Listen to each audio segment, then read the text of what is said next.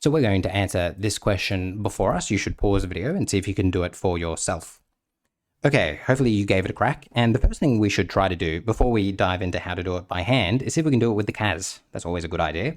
So what are we going to do? We're going to go menu 3, 1 to solve. And then we're going to go 2 raised to, open my brackets, negative 3x plus 1, close my brackets. Then we need an inequality sign. So control this is less than 1 on 16, like that. And as you see, what we're left with is x is greater than 5 on 3. So that's what our answer is going to be. And we have to see whether or not that happens when we do this now by hand.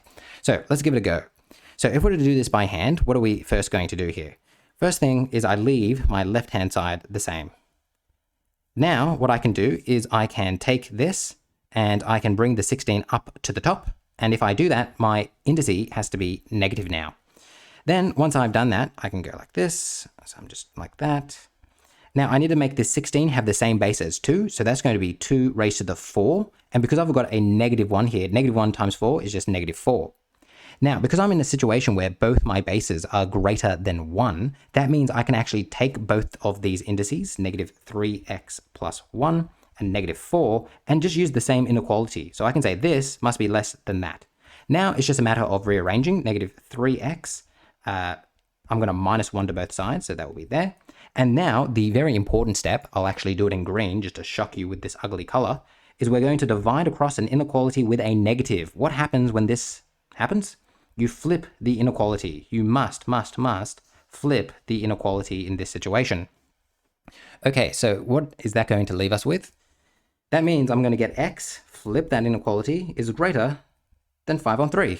And that's exactly what we see here. So just make sure that you're going through this carefully and you can do it like that. Now, we also need to talk about the alternative way to answer this question. Now, let's just zoom out a little bit. So alternatively, so this is now another way to answer this question. You wouldn't have to do both ways, but you need to be comfortable with how they both work. The alternative way to answer this question is to give it a sketch. So let me draw some axes here and I'm going to give it a sketch. So let's begin by sketching this. Now, as you see, I've got a negative in front of my x, which means it's reflected across the y-axis. So it's going to look something like this.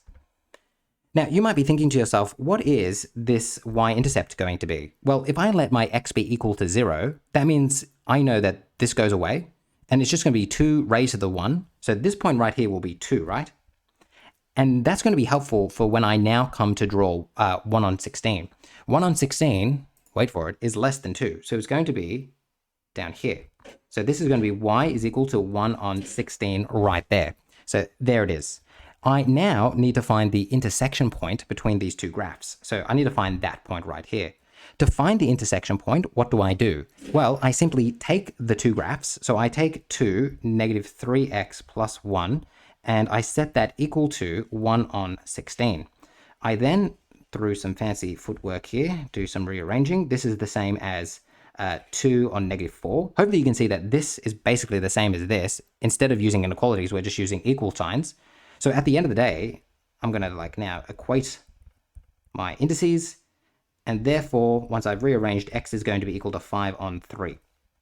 So this point here is going to be 5 on 3. 5 on 3. Now you have to ask, what is this question actually saying? It's asking me, and I'll grab this, where is this line right here? So this exponential, so that this is y is equal to 2, negative 3x plus 1. Where is this less than this? And hopefully you can see where the orange graph, where is the orange graph less than the green graph? Where is the orange graph less than the green graph? And it's everywhere greater than 5 on 3. So like, for instance, if I put this value in, to see how I'm going to get a y value out that's less than the green line, or if I came over here, it's less than the green line.